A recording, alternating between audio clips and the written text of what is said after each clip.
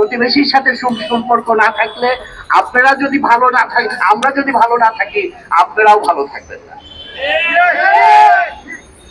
আরেকটা কথা বলতে চাই, আপনারা জেনেভা কনভেনশন অনুসরণ করুন।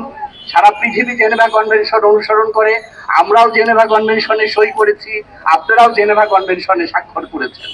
সুতরাং জেনেভা কনভেনশনের বাইরে আপনারা যেতে পারেন না।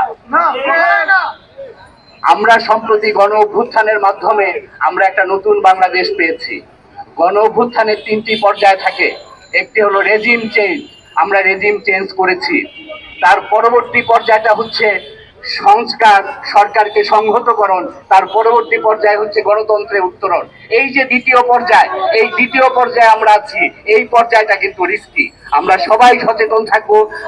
কেউ আমাদের উপরে হামলা করতে পারবে না, কেউ আমাদের পতাকা পোড়াইতে পারবে না, কেউ আমাদের দূতাবাসে হামলা করতে পারবে না। জেনেভা কনভেনশন কি ভারতের জন্য প্রযোজ্য হবে না?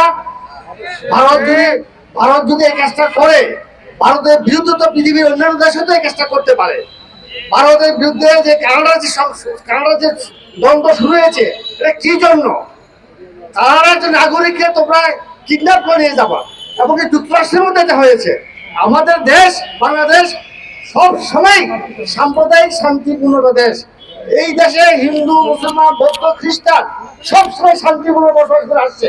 তোমাদের এই কল্প কাহিনী আর এখনকার যুগে, এই মিডিয়ার যুগে, এই ফেসবুকের যুগে, ইউটিউবের যুগে, ইন্টারনেট যুগে চলবে না।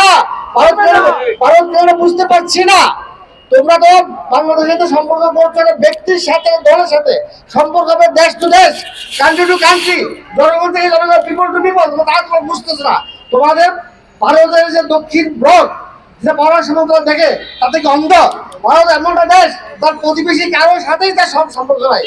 আমার প্রধানমন্ত্রী বক্তব্য বলে গেছে, তার সাথে নাই পাকিস্তানের সম্পর্ক, তার সাথে নাই নেপালের সম্পর্ক, ভুটানের সম্পর্ক, শ্রীলঙ্কার সম্পর্ক, এমনকি মালদ্বীপের সম্পর্ক নাই।